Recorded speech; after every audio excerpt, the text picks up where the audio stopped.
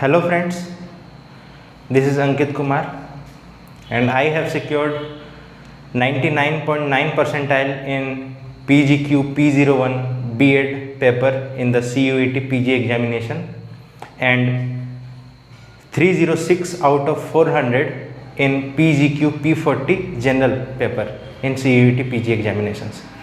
तो आज की वीडियो में मैं आपको अपनी स्ट्रेटेजी बताने वाला हूँ कि मैंने कैसे इतने अच्छे मार्क्स स्कोर किए इस एग्ज़ाम में। और मैं सबसे पहले I would like to thank the whole team of BHU वाले जिन्होंने मुझे मौका दिया ताकि मैं अपनी स्ट्रेटेजी को शेयर कर पाऊँ। और हम लोग धीरे धीरे हर एक सेक्शन के बारे में जानेंगे कि कैसे हमें प्रिपेयर करना चाहिए। और आज की वीडियो को देखने के बाद आपको एक गाइडेंस मिलेगा कि किस तरह से हम लोग को प्रिपरेशन करना चाहिए CUET PG एग्जामिनेशन के लिए। सबसे पहले हम लोग आज डिस्कस करेंगे इस पेपर के बारे में जिसका पेपर कोड है PGQ P40 जनरल। इस पेपर में टोटल 5 सेक्शंस आते हैं, इंग्लिश या हिंदी, जिसमें से 25 क्वेश्चंस इस बार आए हैं। कहीं पे भी मेंशन नहीं है कि कितने नंबर ऑफ क्वेश्चंस आएंगे, क्योंकि मैंने सिलेबस देखा था तो उसमें कहीं मेंशन नहीं है। लेकिन चूंकि मैंने एग्ज़ाम लिखा है और आंसर की जब मेरा देखा मैंने उसमें, तो इंग्लिश के टोटल 25 क्वेश्चंस थे, जनरल नॉलेज के 25 क्वेश्चंस थे और कंप्यूटर बेसिक से 5 क्वेश्चंस थे, जनरल एप्टीट्यूड के 25 क्वेश्चंस थे और लॉजिकल रीजनिंग से 20 क्वेश्चंस थे, यानी कि टोटल 100 क्वेश्चंस थे। तो इस तरीके से हमें मार्क्स डिस्ट्रीब्यूशन जानना बहुत ज़रूरी है कि 100 क्वेश्चंस थे 400 मार्क्स के लिए, यानी एक क्वेश्चन थे 4 मार्क्स के लिए, और 1/4 की नेगेटिव मार्किंग थी, यानी कि आप एक क्वेश्चन गलत कर देते हैं तो आपके सही में से 1 नंबर काट दिए जाएंगे, और अगर आप एक क्वेश्चन सही करते हैं तो आपको 4 मार्क्स अलॉट किए जाएंगे। तो सबसे पहले इस पेपर में हम लोग इंग्लिश वाले सेक्शन पे ध्यान देंगे, क्योंकि इस सेक्शन में जनरली इंग्लिश मीडियम से मैंने इसको दिया था एग्ज़ाम को। हालांकि कोई रेस्ट्रिक्शन नहीं है कि आपको इंग्लिश देना है या फिर हिंदी पेपर को अटेम्प्ट करना है, आपके दोनों ही क्वेश्चंस वहाँ पे आप वहाँ पे व्यू टैब में जाके कोई एक डिफ़ॉल्ट लैंग्वेज आप चूज़ कीजिएगा जब एग्ज़ाम आपका स्टार्ट होगा।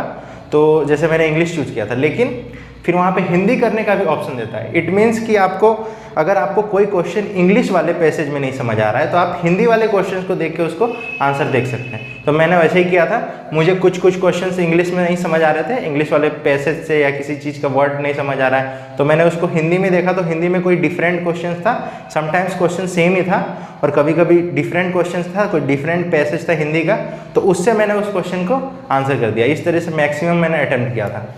तो आपको सबसे पहले इंग्लिश का मैं स्ट्रेटेजी बताना चाहता हूँ कि इंग्लिश में हम लोगों को कैसे स्कोर करना है।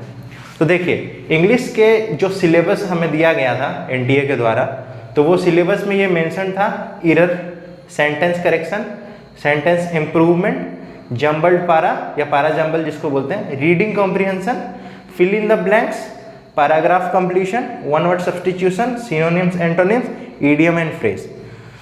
तो अगर हम बात करें कि इंग्लिश को तैयार कैसे करें, तो देखिए दोस्तों, इंग्लिश को 3 कैटेगरी में हम लोग डिवाइड कर सकते हैं। जब हम पढ़ते हैं इंग्लिश की तैयारी करते हैं तो हम उसे 3 ग्रुप में हम डिवाइड कर सकते हैं। एक ग्रुप जिसे हम बोलते हैं ग्रामर। तो मैंने वहाँ पे एनालाइज किया अपने आंसर की को रिलीज होने के बाद, मैंने क्वेश्चंस देखे कि किस टॉपिक से कितने क्वेश्चंस आ रहे हैं। तो मैंने देखा कि ग्रामर से 6 क्वेश्चंस आए हैं, 6 क्वेश्चन ग्रामर से था। और कैसा कैसा क्वेश्चन था, आपको क्वेश्चन में दिया हुआ था कि which of the following is a correct sentence, या फिर ऐसे दिया हुआ था विच ऑफ द फॉलोइंग सेगमेंट, किस सेगमेंट में सेंटेंस के किस सेगमेंट में सेंटेंस को 4 पार्ट में बांटा हुआ है, उसके किस सेगमेंट में एरर है वो फाइंड करना था। या फिर दिया हुआ था कि एक सेंटेंस था, उसका एक बीच का कोई पार्ट उसको इटैलिक कर दिया था, मतलब टेढ़ा टेढ़ा लिखा हुआ था, और उसमें उसको बोला था कि इसमें करेक्टिव फॉर्म लिखिए, उसको इम्प्रूव करके उसको सही से लिखिए। सेंटेंस इंप्रूवमेंट से भी क्वेश्चन देखे गए थे। तो आप देख सकते हैं कि total out of 25 question 6 question grammar के थे। तो अभी हम लोग डिस्कस करेंगे कि ग्रामर को प्रिपेयर कैसे किया जाए, हम डिटेल से डिस्कस करेंगे। लेकिन पहले हम लोग जान लेते हैं कि कौन कौन से टॉपिक से क्वेश्चंस आ रहे हैं। तो हम लोग देख रहे हैं कि error, sentence correction, sentence improvement, ये सारे चीज़ें जो है ग्रामर का पार्ट है। आपको ग्रामर पढ़ना होगा इन चीज़ों के लिए। तो आपको 6 क्वेश्चन इससे आएंगे। अगर हम बात करें इसके बाद दूसरा सेक्शन क्या है, तो ग्रामर के बाद जो मोस्ट इंपॉर्टेंट सेक्शन आता है जिससे डेफिनेटली क्वेश्चन आएगा। एक बार आप उसको अगर पढ़ लेते हो तो आप उसका क्वेश्चन आएगा, उसको बोल सकते हैं हम लोग कॉम्प्रीहेंशन। तो कॉम्प्रीहेंशन को कितने टाइप के होते हैं कॉम्प्रीहेंशन? तो देखिए, एक सेंटेंस आता है जिसका नाम है पैराजम्बल्ड। पैराजम्बल्ड मतलब एक पैराग्राफ रहता है, एक या दो पैराग्राफ, छोटा सा पैराग्राफ, उस पैराग्राफ के अलग अलग सेंटेंसेस को जम्बल्ड कर दिया जाता है, मतलब सीक्वेंस में नहीं रहता है वो, अलग अलग उसको सीक्वेंस को उसको हटा दिया जाता है और आपको उसको सीक्वेंस में लाके चूज करना है। फॉर एग्जांपल अगर दिया हुआ है कि PQRS 4 सेगमेंट है, मान के चलिए एक सेंटेंस है जिसको एक पैराग्राफ है जिसमें 4 सेंटेंसेस हैं और उन 4 सेंटेंसेस को अलग अलग करके सीक्वेंस को हटा दिया गया है। तो आपको ये चेक करना है कि पहले P वाला सेंटेंस आएगा, Q आएगा कि R आएगा कि S आएगा, और उसमें 4 ऑप्शंस दिए रहेंगे, PQRS, SPRQ, QRPS, इस तरह से 4 सेंटेंस, मतलब कौन सा सीक्वेंस सही है। तो आपको जम्बल्ड पैरा सेंटेंस से 2 क्वेश्चन आया था, ठीक है। उसके बाद कॉम्प्रीहेंशन में ही एक चीज आ जाता है, रीडिंग कॉम्प्रीहेंशन। मतलब एक सिंपल सा पैसेज दिया हुआ रहेगा, उस पैसेज से रिलेटेड आपको क्वेश्चंस के आंसर देने हैं। तो पैसेज इस तरह से 4 क्वेश्चंस आए थे, मैंने अपने आंसर की में देखा है कि 4 क्वेश्चंस इसमें आए थे, और फिल इन द ब्लैंक से एक क्वेश्चन आए थे दोस्तों। ये fill in the blanks 2 type के हो सकते हैं, एक ग्रामर पे बेस्ड भी हो सकता है और एक अंडरस्टैंडिंग पे बेस्ड भी हो सकता है, पैसेज के टाइप का। तो एक सेंटेंस जनरल सेंटेंस होगा, इसमें आपको फिल इन द ब्लैंक्स दिया हुआ रहेगा और 4 वर्ड्स दिया हुआ रहेगा। हो सकता है कि इनमें से कौन सा वर्ड है जो मोस्ट सुटेबली उसमें फिल होगा उस ब्लैंक में, या फिर ग्रामर का भी, प्रीपोजिशन वगैरह का भी फिल इन द ब्लैंक्स आता है। जैसे कि उसमें रहेगा कि इसमें इनटू आएगा, इन आएगा, फॉर आएगा, बाय आएगा, विथ आएगा, कौन सा प्रीपोजिशन यूज होगा, इस तरीके से फिल इन द ब्लैंक्स आता है। उसके एक क्वेश्चन आए थे। पैराग्राफ कंप्लीशन के एक क्वेश्चन आए थे। अब हम लोग कॉम्प्रीहेंशन से देख सकते हैं कि 2, 4 और 2, मतलब कि 6, 2, 8 क्वेश्चन, 8 क्वेश्चन आए थे। किससे? कॉम्प्रीहेंशन से आए थे। तो हम लोग देख सकते हैं कि कॉम्प्रीहेंशन से 8 क्वेश्चन आए थे। तो अभी हम लोग डिस्कस करेंगे कि कैसे कैसे हर एक सेक्शन को हम लोग को प्रिपेयर करना है। लेकिन सबसे पहले हम लोग जान लेते हैं कि मार्क्स डिस्ट्रीब्यूशन क्या है, कितने क्वेश्चन किस टॉपिक से आ रहे हैं और कौन ज़्यादा हमारे लिए इंपॉर्टेंट है। तो इसमें लगभग 8 क्वेश्चन आए थे। तो उसके बाद जो मेन सबसे ज़्यादा दिक्कत जिसमें सबको होगी वो होगी वोकेबलरी में। वोकेबलरी क्या है? या तो आपको आता है या तो आपको नहीं आता है। वोकेबलरी अगर आपको आता है तो आप उसको टिक लगाइए, और वोकेबलरी नहीं आता है तो आप उसको छोड़ सकते हैं। तो वोकेबलरी समंदर है, मतलब आप ये नहीं कर सकते कि मैं कोई एक किताब पढ़ लूँ और बोल दूँ कि उसी से सारा क्वेश्चन आएगा, ऐसा नहीं हो सकता है। लेकिन हम लोग ज़्यादा रिसोर्स इसके लिए पढ़ेंगे नहीं। हम लोगों को कोई उतना बड़ा कॉम्पिटिटिव एग्जाम्स का तैयारी नहीं करना, हम लोग को बस एक एंट्रांस के लिए तैयारी करना है। तो हम लोग क्या देखेंगे कि वोकेबलरी से कितना कितना क्वेश्चन आ रहा है। वोकेबलरी 3 पार्ट में डिवाइडेड है।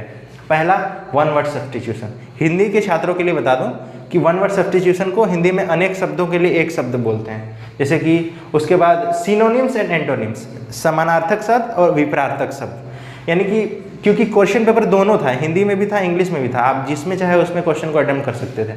तो सिनोनिम्स एंड एंटोनिम्स, इससे 3 क्वेश्चन आए थे, और इडियम फ्रेज से आए थे 1 क्वेश्चन, यानी कि 5, 3, 8, 9 क्वेश्चन हो गए शायद। हाँ, तो इसमें अप्रोक्सीमेटली 9 क्वेश्चन है, और कहीं कुछ कुछ मिसलेनियस टॉपिक होगा, लेकिन बेसिकली इसी से क्वेश्चंस आए थे। अब हम लोग धीरे धीरे डिस्कस करेंगे कि हर एक सेक्शन को किस तरीके से प्रिपेयर किया जाए। तो चलिए देखते हैं कि इंग्लिश को प्रिपेयर करने के लिए, इंग्लिश सिर्फ CUET में नहीं आता है, इंग्लिश बाकी सारे यूनिवर्सिटी एंट्रेंस एग्जाम्स में आते हैं। तो इसको प्रिपेयर करने के लिए आपको ये स्ट्रेटेजी बहुत ही हेल्प करेगी। तो चलिए देखते हैं कि हम लोग हर एक अलग अलग पार्ट को किस तरीके से प्रिपेयर करते हैं। अगर आपको इंग्लिश किसी भी एंट्रेंस एग्जाम के लिए प्रिपेयर करना है तो आपको मैं एक बुक सजेस्ट करता हूँ। ये है, ये कॉम्पिटिटिव एग्जाम्स के लिए नीतू मैम हैं, नीतू सिंह मैम, जो SSC वगैरह के लिए पढ़ाती हैं। तो इनका एक बुक आता है बाइलिंगुअल, मतलब हिंदी में भी आता है, इंग्लिश में भी आता है, आप जिसमें भी ले सकते हैं। तो इस बुक को आप देख पा रहे होंगे, नीतू सिंह, ठीक है, फॉर कॉम्पिटिटिव एग्जामिनेशंस। इस इंग्लिश बुक में आपको इन सारे सेक्शंस का 1 स्टॉप सोल्यूशन है। यानी कि अगर आप इस बुक को पढ़ते हैं तो आप सारे सेक्शन को आराम से ख़त्म कर सकते हैं, और मुझे नहीं लगता कि आपका एक भी क्वेश्चन छूटेगा, एक भी क्वेश्चन नहीं छूटेगा। तो वोकैब से भले आपको 1-2 क्वेश्चन छूट सकता है, लेकिन बाकी अगर सेगमेंट को देखा जाए तो नहीं छूटेगा। 90% ऑफ द क्वेश्चन आप अटैम्प्ट कर सकते हैं इस सेक्शन से, और 25 क्वेश्चन यानी कि 100 मार्क्स। किसी भी एग्जाम में 100 मार्क्स, जहाँ पे 400 मार्क्स फुल मार्क्स का है, तो 100 marks is not something very casual, इसमें आपको बहुत ही ज़्यादा ध्यान देना पड़ेगा। तो इसका मैं आपको दिखाता हूँ, मैं इसमें कौन कौन से सेक्शंस हैं। इसमें जो है कंटेंट आप देख सकते हैं, इस कंटेंट में आपको सबसे पहले ग्रामर्स के चैप्टर दिए हुए हैं। अभी ग्रामर्स के चैप्टर हैं तो आपको टोटल जितने भी ग्रामर्स के चैप्टर हैं, जैसे कि टेंस हो गया, वर्ब हो गया, passive voice, active voice, narration, question tag, subject verb agreement, conditional sentences, infinitive participle, preposition, models, adjective conjunction, ये सारी चीज़ें हैं। तो इन चैप्टर्स को आपको एग्जाम से पहले रोज़ एक एक चैप्टर पढ़ना है या 2 दिन में एक चैप्टर को ख़त्म करना है। और जैसे कि आप इस चैप्टर को कंप्लीट कीजिएगा तो उसके लास्ट में जो ग्रामर्स के रूल्स दिए हुए हैं उसको पढ़ने के बाद उसके लास्ट में एक एक्सरसाइज दिया हुआ है जिसमें कि इरर आपको ढूंढना है। आपको इरर ढूंढने की प्रैक्टिस करना है कि कौन से सेंटेंसेस में इरर है, क्योंकि grammar is all about finding errors and improving it. Grammar मतलब ही होता है इरर खोजना और इरर को सुधारना। तो ये तीनों जो टॉपिक है, error, sentence correction, sentence improvement, ये ग्रामर में ही आ जाता है। और this book is sufficient for grammar section, यानी कि आपके जो भी 6-7 क्वेश्चन आएंगे उसमें से सारे क्वेश्चन आप अटेम्प्ट कर सकते हैं, वो भी एकदम सही। तो ये बुक आपके लिए मस्ट है। मैं सजेस्ट कर रहा हूँ इस बुक को आप ज़रूर परचेस कीजिए। ये आपको कॉम्पिटेटिव एग्जाम्स की अगर आप तैयारी करें तो उसके लिए भी बहुत हेल्पफुल होगा ये बुक। अगर हम बात करें कॉम्प्रिहेंशन के बारे में, तो कॉम्प्रिहेंशन क्या एक ही इलाज है, वो है कि आपको रीडिंग करना पड़ेगा। ये थोड़ा बचकाना लगता है लेकिन आपको रीडिंग करना पड़ेगा। मैं नहीं बोल रहा हूँ कि आप न्यूज़पेपर रीड कीजिए, लेकिन आप रीड कीजिए, कुछ भी रीड कीजिए। नॉवल भी रीड करना है वो भी कर सकते हैं, लेकिन जनरली हम लोग खरीदते नहीं है नॉवल, तो कोई दिक्कत नहीं। आप एक काम कीजिए, आप कोई इंटरेस्टिंग स्टोरी रीड कीजिए। इंटरनेट पे सर्च मारिए कोई स्टोरी वगैरह, कॉमिक वगैरह कोई इंग्लिश में है तो उसको रीड कीजिए। और रीडिंग से क्या होता है कि आपको इंग्लिश के बारे में अंडरस्टैंडिंग डेवलप होगा। मैं खुद भी बता दूं कि मैं एक हिंदी मीडियम बैकग्राउंड का स्टूडेंट हूँ, एक गवर्नमेंट स्कूल का स्टूडेंट हूँ, लेकिन मुझे इंग्लिश में खास कुछ दिक्कत होती नहीं है। तो इंग्लिश पे आपको मेहनत करना पड़ेगा। और अगर आपका इंग्लिश ठीक भी है, अगर आप इंग्लिश मीडियम से भी बिलोंग करते हैं तो इसको कैजुअल मत लीजिएगा, क्योंकि ये इंग्लिश वो नहीं कि पढ़ के आंसर दे दिए। इसमें आपको ग्रामर भी आएगा, ग्रामर के रूल्स आपको जानने होंगे, आपको वोकेबलरी याद करनी होगी। आपको कॉम्प्रिहेंशन में भी देखिए para jumbles, reading comprehension, fill in the blanks, paragraph completion, ये सब की प्रैक्टिस आपको करनी होगी। तो ये बुक आपको इसमें हेल्प कर सकती है। इसमें इस बुक को अगर आप कंप्लीट पढ़ते हैं तो आपको इसमें डेफिनेटली हेल्प होगी। उसके बाद अगर हम बात करें वोकेबलरी की, तो देखिए वन वर्ड सब्स्टिट्यूशन, अनेक शब्दों के लिए एक शब्द, यानी कि जैसे कि अगर हम बात करें एबेटोयर, एबेटोयर का मतलब होता है कि जहाँ पे कसाई खाना, जहाँ पे जानवरों को काटा जाता है खाने के लिए, ठीक है, तो कसाई खाना। तो इस तरीके से जैसे ब्लिस, ब्लिस मतलब होता है परफेक्ट हैप्पीनेस। तो इस तरीके से वन वर्ड सब्स्टिट्यूशन आपको याद करने होंगे। इसमें याद करने के अलावा कोई उपाय नहीं है, ठीक है। तो इसमें क्या हजारों वन वर्ड याद करना है? जी नहीं, आपको 200 से 300 इंपॉर्टेंट वन वर्ड याद करने हैं, 200 से 300 इंपॉर्टेंट सिनोनिम, इंटोनिम याद करने हैं जो बार बार एग्जाम्स में रिपीट होते हैं। और कुछ 200-300 नहीं, लगभग अप्रोक्सीमेटली आपको 500 सारे क्वेश्चन दिए हुए हैं। One word substitution, synonym, antonym और ईडियम फ्रेज, जिनको हम हिंदी में मुहावरे कहते हैं। तो ईडियम फ्रेज भी आपको याद करें। अब याद कहाँ से आप कीजिएगा, तो याद करने के लिए बेस्ट सोर्स है ये बुक। ये बुक के लास्ट में आपको वोकैब पोर्शन मिल जाएगा, जैसे आप देख सकते हैं यहाँ पे ये है वोकेबलरी, ये वन वर्ड सब्स्टिट्यूशन है। उसके बाद इसके बाद यहाँ पे ईडियम्स फ्रेजेस हैं, देखिए ईडियम फ्रेजेस। फिर आपको यहीं से आपको सिनोनिम, एंटोनिम्स भी मिल जाएंगे। तो बस आप इस बुक में जितने भी antonym, synonym, one word, idiom phrase जितने भी दिए हुए हैं बस उतना ही याद करना, उससे ज़्यादा पढ़ने का कोई ज़रूरत नहीं है। और मुझे लगता है कि अगर आप इस बुक को रोज़, अगर आपको पढ़ने का शौक़ है, अगर आप रोज़ अगर 5 से 6-10 पेज पढ़ते हैं तो ये बुक आसानी से कंप्लीट हो जाएगा, जल्दी ही कंप्लीट हो जाएगा। तो अगर आप ये बुक पढ़ लेते हैं तो मैं गारंटी देता हूँ कि इस सेक्शन में आपको कभी दिक्कत नहीं होगी, ठीक है। तो दोस्तों ये था इंग्लिश की स्ट्रेटेजी। अब हम लोग देखते हैं नेक्स्ट सेक्शन के बारे में कि उसमें कैसे तैयारी किया जाए। तो चलिए दोस्तों देखते हैं हम लोग नेक्स्ट सेक्शन के बारे में। अब हम लोग बात करेंगे कंप्यूटर के बारे में। तो कंप्यूटर से जितने भी क्वेश्चंस आए थे, बाद में मैंने देखा कि उसमें अप्रोक्सीमेटली 10 क्वेश्चन है। तो देखिए कि कंप्यूटर में कहाँ से क्वेश्चन आए थे। बेसिक क्वेश्चन आए थे। सबसे पहले माइक्रोसॉफ्ट ऑफिस के बारे में जानना आपको बहुत ज़रूरी है। माइक्रोसॉफ्ट ऑफिस में MS वर्ड और पावर पॉइंट, और एक्सेल, ये 3 चीज़ इंपॉर्टेंट है। मैं बता रहा हूँ आपको क्वेश्चन मुझे कैसा पूछा गया था। उसमें पूछा गया था कि which of the following is not related to slide view. तो आप जानते होंगे, अगर आप MS पावर पॉइंट पढ़े होंगे तो पावर पॉइंट में क्या होता है, स्लाइड्स होते हैं। तो जो MS वर्ड था उस ऑप्शन को हमको एलिमिनेट करना था, क्योंकि स्लाइड व्यू जो था वो पावर पॉइंट में होता है। तो इस तरीके से क्वेश्चन आया था। फिर माइक्रोसॉफ्ट विंडोज़ से क्वेश्चन आते हैं कि विंडोज़ एक ऑपरेटिंग सिस्टम है, क्या है, इस तरीके से। स्टोरेज से भी क्वेश्चन आते हैं, रैम, रोम, हार्ड डिस्क वगैरह, इससे भी क्वेश्चन आए थे। और नेटवर्क, कोई एक नेटवर्क का टाइप दिया हुआ था और पूछा हुआ था कि ये मतलब किस टाइप का नेटवर्क है। और एक टर्म से क्वेश्चन आता है, जैसे कंप्यूटर रिलेटेड टर्म्स होते हैं, फुल फॉर्म जिसे हम बोल सकते हैं, जैसे कि ALU का मतलब क्या होता है, लॉजिकल यूनिट, CPU का मतलब क्या होता है। तो इससे क्वेश्चन था, फर्स्ट क्वेश्चन इसी से था शायद। और शॉर्टकट की से बहुत सारे क्वेश्चन देखे थे मैंने। शॉर्टकट की से क्वेश्चन अच्छे खासे थे, मतलब जैसे कि इस तरीके से दिया हुआ था लेफ्ट साइड में कि कौन कौन सा शॉर्टकट की किसके लिए यूज़ होता है, और उसको मैच द फॉलोइंग किया हुआ था। इसको हमें मैच करना था कि डॉक्यूमेंट को ओपन करने के लिए कौन सा शॉर्टकट की है, क्लोज करने के लिए कौन सा शॉर्टकट की है। जो हेल्प वाला बटन होता है कि हेल्प कैसे हम लोग आता है, प्रॉपर प्रीव्यू को देखने के लिए क्या है। और एक क्वेश्चन अलग से दिया हुआ था जिसमें लिखा हुआ था कि प्रॉपर्टीज़ को देखने के लिए हम लोग कौन सा शॉर्टकट की यूज़ करते हैं। तो कंप्यूटर में इन्हीं सारे टॉपिक से क्वेश्चन आया था। तो सबसे पहले आपको ध्यान देना है क्या, शॉर्टकट की, ये आपको याद रहना चाहिए। अगर आप कंप्यूटर बेसिक्स जानते हैं, जो रेगुलर बेसिस पे कंप्यूटर चलाते हैं उन्हें ज़्यादा इसकी ज़रूरत नहीं है, लेकिन आप फुल फॉर्म वगैरह ज़रूर देख के जाएँ। बेसिक क्वेश्चन इसलिए आए थे। तो आपको ये चीज़ें कवर कहाँ से करनी है, आपको ये चीज़ें कवर करने के लिए आप क्या कीजिए, लूसेंट की जो जनरल नॉलेज की बुक आती है, उसके जनरल नॉलेज की जो बुक आती है उसके लास्ट वाले चैप्टर में कंप्यूटर नाम का एक चैप्टर दिया हुआ है। उसमें भी एक पेज में सारे फुल फॉर्म्स दिए हुए हैं, शॉर्टकट के दिए हुए हैं और बेसिक फंडामेंटल्स दिए हुए हैं। तो सिर्फ उन्हीं 3-4 पेजेस को आप पढ़ लें और आप यूट्यूब से आप सर्च मार के कि important shortcut keys for computer, वो उसका एक नोट्स बना लें और फुल फॉर्म का एक नोट्स बना लें और बेसिक कंप्यूटर के बारे में MS वर्ड, MS ऑफिस है ना, इससे रिलेटेड MCQ क्वेश्चंस प्रैक्टिस करके जाएं, आपका सारा कवर हो जाएगा। मुझे नहीं लगता कि कोई क्वेश्चन छोड़ने लायक था। एक दो क्वेश्चन था जो मतलब जैसे नेटवर्क से था तो वो थोड़ा अजीब टाइप का था। तो ठीक है, उसके बाद हम लोग देखते हैं कि एप्टीट्यूड को कैसे कवर किया जाए।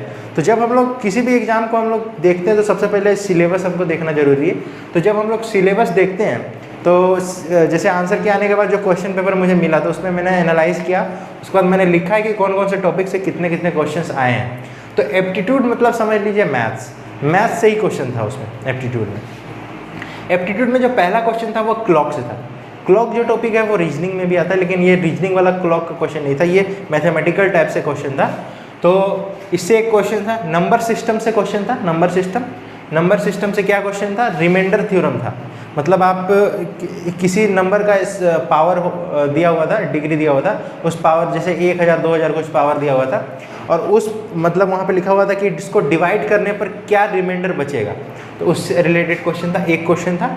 एज से क्वेश्चन था, एक से ज़्यादा ही क्वेश्चन था शायद। तो एज से काफ़ी क्वेश्चन है, आप एज वाला देख के जाइएगा, एज इंपॉर्टेंट है। एरिया से क्वेश्चन था, 2 क्वेश्चन था। और वॉल्यूम से क्वेश्चन था, 1 क्वेश्चन था। तो एरिया और वॉल्यूम से भी क्वेश्चन थे। प्रोपोर्शन, जिनको आपको नहीं पता है, प्रोपोर्शन भी एक चैप्टर होता है, तो प्रोपोर्शन चैप्टर आप लोग, इससे एक क्वेश्चन था, ये भी पढ़ के जाना है। रेशियो से 2 क्वेश्चन था, जिसमें से एक क्वेश्चन मिक्सचर से रिलेटेड आया था। सेट से क्वेश्चन था। सेट से क्या क्वेश्चन था, 11th 12th में जो सेट होता है, बेसिक सेट से क्वेश्चन था कि सेट नल सेट क्या है, या इससे रिलेटेड कुछ क्वेश्चन था कि इनमें से कौन सेट नहीं है। ठीक है, जैसे सेट क्या होता है कि कलेक्शन ऑफ डिफाइंड थिंग्स, जिस चीज़ को डिफाइन करके जो उसका कलेक्शन होता है।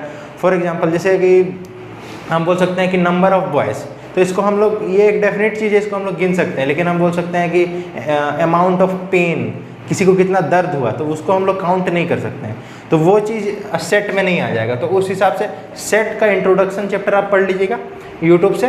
डिस्काउंट से एक क्वेश्चन था। टाइम एंड वर्क और पाइप एंड सिस्टम, आपको पता होगा कि टाइम एंड वर्क और पाइप एंड सिस्टम का जो कॉन्सेप्ट है वो एकदम सेम तरीके से ही दोनों को बनाया जाता है। तो टाइम एंड वर्क चैप्टर आपको कवर करके जाना है। इससे 3 क्वेश्चन था, सबसे ज़्यादा क्वेश्चन इसी से आया है।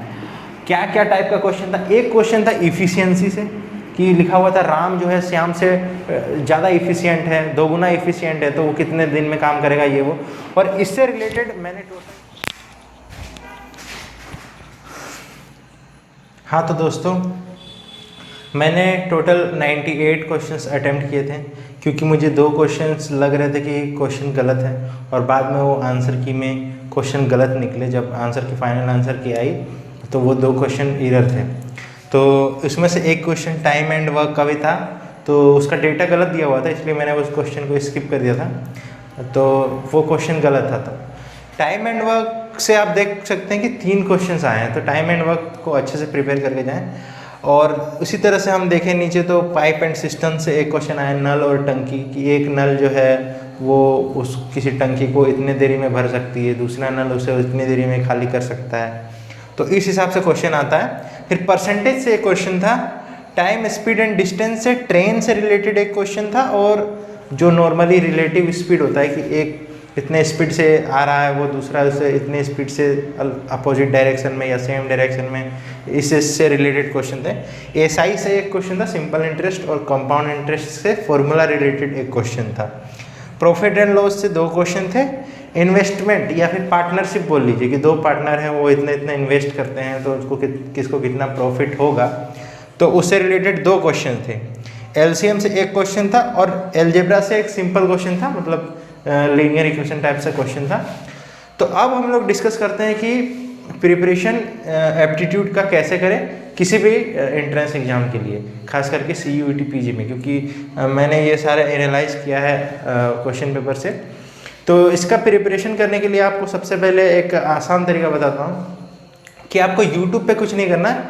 यूट्यूब पे आपको सर्च करना है टॉपिक वाइज सारे चैप्टर्स को, और कोई अच्छे टीचर से आपको पढ़ना है। अगर मेरा सजेशन आप चाहते हैं कि कौन एक बेसिक लेवल पे, उतना हाई लेवल पे ना पढ़ाए, जो बेसिक लेवल पे जो क्वेश्चंस आते हैं उनको अगर आपको कवर करना है, तो आप एक चैनल है, आप जानते होंगे एग्जामपुर एक चैनल है, उसमें किसी सबके वीडियोस नहीं देखने आपको, उसमें सिर्फ एक अभिनंदन सर हैं, मैथ के अभिनंदन सर। उन अभिनंदन सर के मैंने वीडियोस देखे थे, और मैंने तो बहुत पहले ही देखे थे। तो आप लोग बस बेसिक के लिए बस इनका सारा वीडियोस टॉपिक वाइज पढ़ लीजिएगा। उसमें से भी सबसे ज़्यादा ध्यान आपको टाइम एंड वर्क में देना है, परसेंटेज पढ़ना है, डिस्काउंट पढ़ना है, profit loss, compound interest, basic करना है। और उसके बाद एरिया रिलेटेड टू सर्कल हो गया, या फिर जो 3D फिगर्स है उसका एरियाज को आपको कवर करना है। नंबर सिस्टम से सिर्फ और सिर्फ रिमाइंडर और डिविजिबिलिटी रूल पढ़ लीजिएगा, वो काफ़ी है। उसके बाद आप लोग टाइम स्पीड एंड डिस्टेंस पढ़ लीजिएगा, बोट एंड स्ट्रीम, नाव और जो धारा है, और आपका ट्रेन से रिलेटेड क्वेश्चन पढ़ लीजिएगा। प्रॉफिट लॉस्ट, एलसीएम से एक क्वेश्चन आया था, तो एलसीएम एचसीएफ पढ़ लीजिएगा, जो बेसिक फॉर्मूला बेस्ड क्वेश्चन आता है। और एलजेब्रा से पढ़ने की ज़रूरत नहीं, क्योंकि उससे एक ही क्वेश्चन था और आसान क्वेश्चन था, तो वो आपसे बन जाएगा। तो हम अगर एप्टीट्यूड की स्ट्रेटेजी की बात करें, तो मैंने जैसे आपको बताया, आपको कुछ चैनल्स हैं जो फ्री वीडियोस प्रोवाइड करते हैं, जैसे कि एग्जाम्पल हो गया, वाईफाई स्टडी हो गया। तो उससे आप किसी भी चैनल से बस आपको टॉपिक सर्च मारना है, जैसे मुझे सर्च मारना है टाइम एंड वर्क, तो टाइम एंड वर्क मैंने सर्च मारा, और पूरा जो भी 2-3 वीडियो 4 वीडियोज़ है उसको देखेंगे, और सारे क्वेश्चन को आप सॉल्व करेंगे, नोट्स बनाएंगे। नोट्स बनाने के बाद आपको एक बुक सजेस्ट कर रहा हूँ,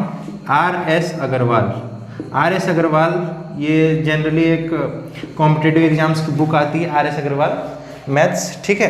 तो इससे आप वो चैप्टर, जो पर्टिकुलर चैप्टर है जिसकी वीडियोस आपने देखी हैं, उस चैप्टर को इससे आपको कवर कर लेना है, क्वेश्चंस प्रैक्टिस कर लेना है। बस इतना ही करना है आपको मैथ्स में, एप्टीट्यूड में। इससे आपका एक भी क्वेश्चन नहीं छूटेगा।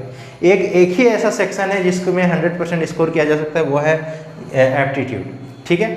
तो अब हम चलते हैं दूसरे सेक्शन की ओर, जो है हमारा रीजनिंग, लॉजिकल रीजनिंग में हम क्या स्ट्रेटेजी अपनाएं, क्या सिलेबस है उसका, किस टॉपिक से कितने क्वेश्चन आते हैं, और कौन कौन से बुक्स या कौन कौन से प्लेटफॉर्म है जहाँ पे हम लोग रीजनिंग को पढ़ सकते हैं। तो चलिए देखते हैं। हाँ, तो चलिए दोस्तों, हम लोग देखते हैं कि रीजनिंग को हम लोग कैसे कवर करेंगे। सबसे पहली बात, जो मोस्ट इम्पोर्टेंट टॉपिक है रीजनिंग के लिए, वो है statement conclusion, statement argument, statement assumption, ठीक है। तो आप लोग को मैं बताना चाहता हूँ कि सिलेबस में तो बहुत सारे टॉपिक्स लिखे हुए हैं, लेकिन जो सबसे ज़्यादा क्वेश्चंस देखे गए हैं स्टेटमेंट से 12 + 4 16 क्वेश्चंस देखे गए हैं सिर्फ रीजनिंग सेक्शन में। और अगर हम बात करें जीके, जनरल नॉलेज, मैथ्स या फिर हर एक सेक्शन में स्टेटमेंट से कुछ क्वेश्चंस थे। जैसे कि जनरल नॉलेज में भी दिया हुआ था, कोई एक फैक्ट दिया हुआ था और उसके 2-3 स्टेटमेंट्स हैं कि which of the following statements is true and its reason is true. Science से एक क्वेश्चन दिया हुआ था, साइंस से उसका स्टेटमेंट दिया हुआ था और उसका रीजन दिया हुआ था कि कौन सा रीजन सही है। तो स्टेटमेंट वाले क्वेश्चन अलग अलग सेक्शंस में भी देखे गए हैं, लेकिन रीजनिंग में पर्टिकुलरली अगर बात करें तो स्टेटमेंट से 12 क्वेश्चन थे और 4 क्वेश्चन थे वेन डायग्राम में, जो भी स्टेटमेंट के जैसे ही होते हैं। जैसे कि अगर हम बात करें इस तरीके से कि कुछ कुत्ते बिल्ली हैं, तो सम डॉग्स आर कैट्स, सभी बिल्ली घोड़े हैं, all the cats are horses. इस तरीके से क्वेश्चंस आए थे और ऐसे कितने क्वेश्चन थे? 4 क्वेश्चन थे। तो आपको स्टेटमेंट और एजम्पशन, कंक्लूजन, आर्गुमेंट, ये चैप्टर यूट्यूब पे सर्च मारना है और यूट्यूब पे इसके 2-3 लेक्चर्स अच्छे से कवर करके और इसके प्रैक्टिस कर लेने हैं आपको, ठीक है। इसके लिए आपको कोई बुक सजेस्ट नहीं करूँगा, कोई बुक परचेस करने की ज़रूरत नहीं है। बस आपको इसको इंटरनेट के हेल्प से इसको प्रैक्टिस करना है और यूट्यूब के हेल्प से इसको सीखना है कि कैसे अप्रोच, किस अप्रोच से इस क्वेश्चन को सोल्व किया जाता है स्टेटमेंट को, ठीक है। तो अब हम देखते हैं नेक्स्ट जो टॉपिक है वो क्लासिफिकेशन। क्लासिफिकेशन से 3 क्वेश्चंस आए हैं। किस तरीके से क्लासिफिकेशन आए थे? क्लासिफिकेशन में ऐसा क्वेश्चन था कि floriculture is related to flower same as sericulture is related to silk. तो ऐसे क्वेश्चन दिया हुआ था कि अगर फ्लोरिकल्चर फ्लावर से रिलेटेड है तो सेरिकल्चर किससे रिलेटेड होगा। इस तरीके से टोटल 3 क्वेश्चंस थे, तो ये क्लासिफिकेशन में आ जाता है, इसको भी आपको पढ़ लेना है। और 2 क्वेश्चन थे कंसिस्टेंट ग्रुप के। कंसिस्टेंट ग्रुप मतलब क्या? दिया हुआ था इस तरीके से 4 ऑप्शन और 4 में दिया हुआ था कि इनमें से कौन एक ग्रुप बनाते हैं। जैसे आप देख सकते हैं हाइग्रोमीटर भी मेजरमेंट के लिए यूज़ होता है, ग्लूकोमीटर भी मेजरमेंट के लिए, बैरोमीटर भी, और थर्मोमीटर भी टेम्परेचर के मेजरमेंट के लिए, लेकिन किलोमीटर मेजरमेंट के लिए यूज नहीं होता है। किलोमीटर क्या है? एक यूनिट है, इसलिए ए, बी, सी और ई, ए, बी, सी, ई, ये चारों ग्रुप बनाते हैं। तो ऐसे करके 4 ऑप्शंस दिए हुए थे, 1, 2, 3, 4, जिसमें से ए बी सी डी ऐसे ऑप्शंस दिए हुए थे। तो आपको ग्रुप बनाना था और ऐसे क्वेश्चन कितने थे? ऐसे 2 क्वेश्चंस थे। तो इस तरह से हम लोग को रीजनिंग को हम लोगों ने डिस्कस किया कि किस तरीके से आपको कुछ नहीं करना है। आपको हो सके इस बार स्टेटमेंट ज़्यादा दिया है तो आपको स्टेटमेंट पे ज़्यादा ध्यान देना है, लेकिन एनटीए ने जो सिलेबस प्रोवाइड किया उसमें जितने भी टॉपिक्स है उसको आपको यूट्यूब पे सर्च मारना है और एक एक करके हर एक टॉपिक पे आपको लेक्चर देखना है और उसका नोट्स बना के उसके क्वेश्चन प्रैक्टिस करने हैं। That is enough for this section, ठीक है। तो रीजनिंग के लिए हमने देखा कि क्या स्ट्रेटेजी है। अब हम देखते हैं कि जनरल नॉलेज में कैसे कैसे क्वेश्चंस आता है और उसको कैसे प्रिपेयर किया जाए। चलिए दोस्तों, हम लोग देखते हैं कि जनरल नॉलेज वाले सेक्शन को हम लोग कैसे प्रिपेयर कर सकते हैं। देखिए, पहले हम लोग जनरल नॉलेज के सेक्शन के सिलेबस को देख लेते हैं। हमें एनटीए द्वारा सिलेबस प्रोवाइड किया गया था, तो उसमें लिखा हुआ था क्या? हिस्ट्री, पॉलिटी, ज्योग्राफी, ठीक है। और उसमें कुछ स्टैटिक जीके के भी क्वेश्चन देखने को मिले। स्टैटिक जीके क्या है?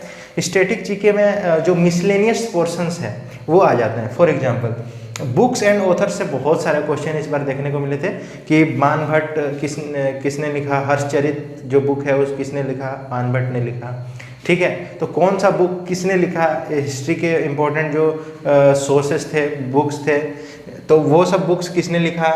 और एक क्वेश्चन था कि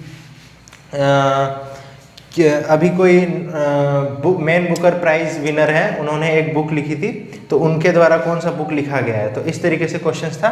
और डांस फॉर्म से क्वेश्चन था, जैसे कि कुचिपुड़ी कहाँ का क्लासिकल डांस फॉर्म है, कथक कहाँ का क्लासिकल डांस फॉर्म है। तो ये क्वेश्चन किस टाइप के दिए हुए थे मैं आपको बताता हूँ। इधर ढेर सारे डांस फॉर्म दिए हुए थे और इधर उसका स्टेट लिखा हुआ था कि कौन सा स्टेट से मैच द फॉलोइंग था, कि कौन सा स्टेट से कौन सा बुक्स कौन सा डांस फॉर्म रिलेटेड है, और इसी तरह था कि कौन सा बुक्स किसने लिखा है। इस तरीके से क्वेश्चन था।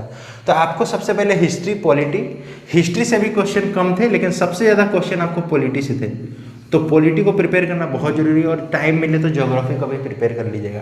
लेकिन सबसे पहले अगर आपको कोई चीज़ पढ़ना है तो पॉलिटी पढ़ना है, फिर आपको कोई चीज़ पढ़ना है तो बुक्स एंड ऑथर्स पढ़ना है, ठीक है। और डांस फॉर्म पढ़ना है कि क्लासिकल डांस क्या है, फोक डांस क्या है, जैसे बिहू असम का फोक डांस है, तो ये सब पढ़ना है आपको। और करंट अफेयर से भी क्वेश्चन थे दोस्तों।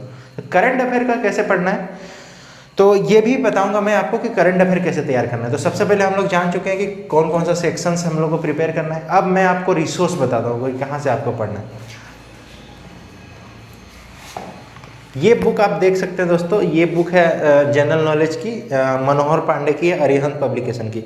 इसकी प्राइस है ओनली 30 रुपीज़ और ये बुक बहुत पतली है, आप देख सकते हैं बहुत पतली बुक है, लेकिन इसमें जितने भी चीज़ें दिए हुए हैं वो बहुत शॉर्ट और बहुत ही इंपॉर्टेंट चीज़ दिए हुए हैं। तो आप हिस्ट्री के बहुत इंपॉर्टेंट चीज़ जो बार बार रिपीट होते हैं सिर्फ वही पढ़ के जा सकते हैं इससे, और एग्जाम में मिनिमम इनपुट में मैक्सिमम आउटपुट आप ले सकते हैं। इसीलिए हमें ये नहीं करना है कि लूसेंट पूरा उठाना है, पूरा पढ़ के जाना है, ऐसा करने की कोई ज़रूरत नहीं है। आप ये पतली सी बुक ख़त्म करें, आप मैक्सिमम क्वेश्चन जो हाईलाइटेड क्वेश्चन वो आपको इसमें देखने को मिल जाएंगे। जैसे कि एक क्वेश्चन आया था कि लोकसभा और राज्यसभा की जो संयुक्त बैठक है, यानी कि दोनों का जो एक साथ जब बैठक होता है तो उसको हेड कौन करता है, उसका चेयरपर्सन कौन होता है। तो ये सब चीज़ इस बुक में दिया हुआ है, इसीलिए टेंशन लेने की जरूरत नहीं है। तो हिस्ट्री, पॉलिटी, ज्योग्राफी आप इस पतले वाले बुक से पढ़ सकते हैं, और इसके कुछ फ्यू पेजेस में जो करंट अफेयर्स के भी सेक्शन दिए हुए हैं, आप देख सकते हैं। जैसे कि पुरस्कार और सम्मान, मतलब कौन कौन से अवार्ड्स किसको किसको मिले हैं, ठीक है। इसमें और भी है, स्पोर्ट्स से रिलेटेड करंट अफेयर्स दिए हुए हैं। तो ये बुक करंट अफेयर्स के लिए और जीके के लिए बेस्ट बुक है। तो जब आप एग्जाम देने जाएं तो उससे पहले ये बुक पढ़ के जाएं, आपको डेफिनेटली फ़ायदा होगा। और करंट अफेयर के लिए और कुछ इंपॉर्टेंट देखने की ज़रूरत नहीं है। इन सब सेक्शंस में आप जितना भी मेहनत कर लो, अगर आप क्वेश्चंस, मैंने जैसा देखा है कि ज़्यादा उतने टफ नहीं है तो ज़्यादा मेहनत करने की ज़रूरत नहीं है।